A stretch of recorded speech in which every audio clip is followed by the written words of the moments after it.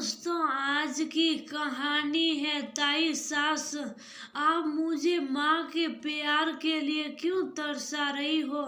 दोस्तों, कहानी शुरू करने से पहले अगर आपने हमारे चैनल को अभी तक सब्सक्राइब नहीं किया हो तो कर लीजिए, ताकि आपके पास पहुंच सके हर नया वीडियो।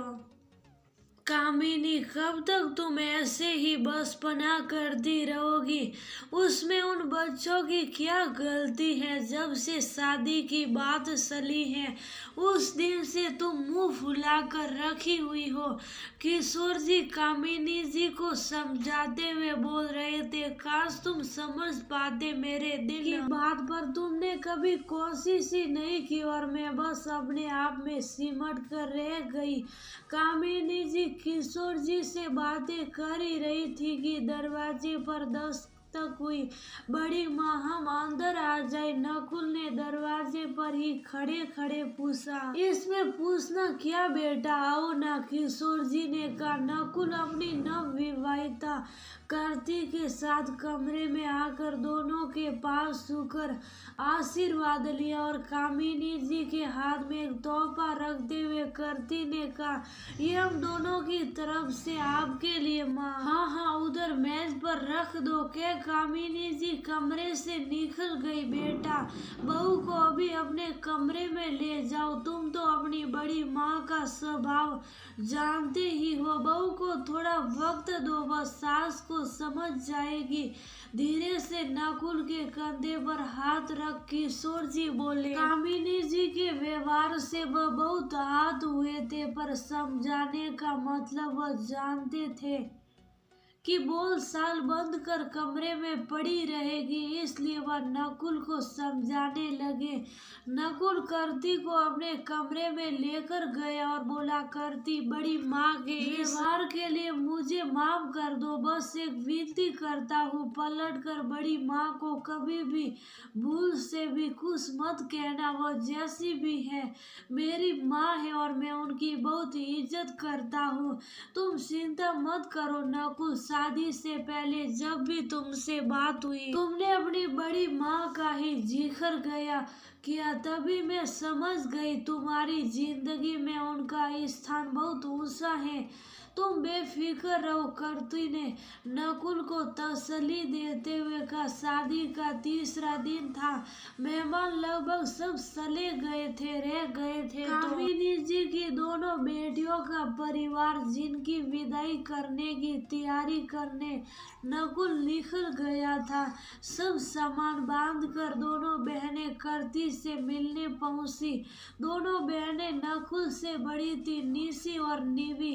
कार्ति, हम ज्यादा दिन यहाँ नहीं रह पाएंगे। शादी से सप्ताह भर पहले से ही यहाँ आए हुए थे हमारे इकलौते भाई के ब्याह की तैयारी करने। अब इस घर को तुम संभालो। हाँ, माँ की किसी बात पर दिल मत लगाना। रहते तुम खुद उसको समझ जाओगी। बड़ी ननद ने कार्ति से कहा। जी दीदी, आप निश्चित रहे। कार्ति दोनों नंदों के लिए साथ लाया तोहफा देते हुए बोली। दोनों नंदों के चले जाने के बाद अब घर में 4 लोग ही रह गए थे। कामिनी जी कार्ति से ज्यादा बात नहीं करती थी, पर कार्ति अपनी जिम्मेदारी समझ रसोई का कार्यभार उठाने लगी थी। पर एक डर मन में उसके भी लगा रहता था, कोई गलती ना हो जाए। कामिनी जी का व्यवहार कार्ति को कभी कभी समझ ही नहीं आता था। ऐसे में वह एक दिन परेशान हो नकुल पूछ बैठी, कार्ति, अब तुम्हें क्या बताऊं। ना वो हादसा होता, ना मैं अपने माता पिता को खोता, ना बड़ी माँ मुझसे उखड़ी रहती। दोनों दीदी बड़ी माँ के बेटियां हैं। याद है मुझे घर में सब बोल रहे थे हमारा एक और भाई या बहन आने वाला।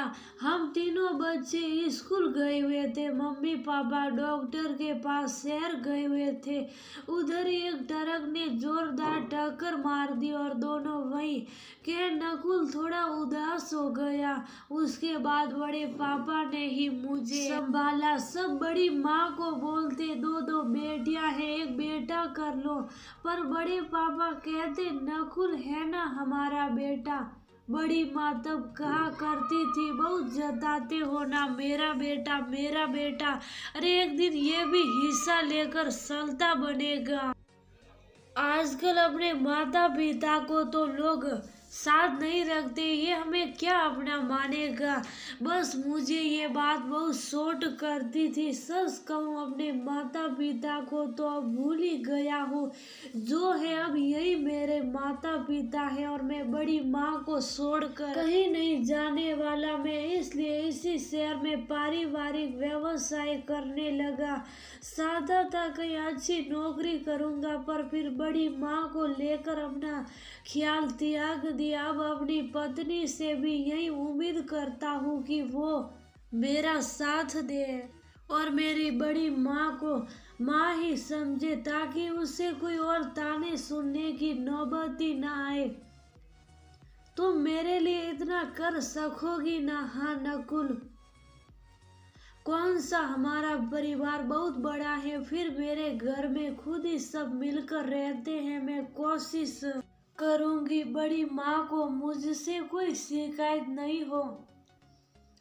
कह करती नकुल के सीने पर सिर रख सोने की कोशिश करने लगी। कामिनी जी अभी भी ज्यादा नहीं बोलती थी। उन्हें पता नहीं क्यों ना नकुल अपना लगता ना करती, वह एक दूरी सी बनाकर रहती। एक दिन किशोर जी ने कामिनी से चाय बनाने को कहा। उस दिन उनकी तबीयत ठीक नहीं लग रही थी, फिर भी वह रसोई में जाकर चाय बनाने लगी। करती वही खाने की तैयारी कर रही थी। वो देख रही थी कामिनी जी बार बार सिर पकड़ रही हैं। माँ आप बैठ जाइए, मैं चाय बनाकर आप दोनों को दे दूंगी। करती ने कहा नहीं नहीं मैं कर लूंगी, तुम खाने की तैयारी करो। के कामिनी जी सॉस पेन पकड़ने को हुई ही थी कि उनके हाथ से लगभग पूरी चाय गिर गई और हाथ जल गया। कह रही थी ना माँ आप बैठिए, आप जरा भी मुझे नहीं सुनती हैं। दीदी होती तो आप नहीं सुनती उनकी बात। फिर ये हाथ जला बैठी। लाड़ और गुस्से की मिली जुली प्रतिक्रिया करती करती जल्दी से कामिनी जी हाथ ठंडे पानी में डाल दी। चाय की देरी देख किशोर जी दरवाजे पर सास बहू का रूप देख शुभ सा वही जड़ से खड़े रह गए थे। मैं ठीक हूँ, उनको जल्दी चाय चाहिए थी और देरी हो गई। बुनबुनाती हुई कामिनी जी ने कहा देरी तो कामिनी जी तुम अभी भी कर रही हो। अरे दोनों बच्चे तुम पर जान छिड़कते हैं और तुम अभी भी उनकी माँ नहीं बन पाई हो। नकुल तो शुरू से तुम्हें बड़ी माँ ही बोलता था, उसको आदत है, पर बहू वो तो जब से आई है तुम्हें माँ ही कह रही है। अरे कभी माँ की ममता भी दिखा दो। अब तो समझो चलो मैं बाहर चाय पी लूंगा, तुम आराम करना।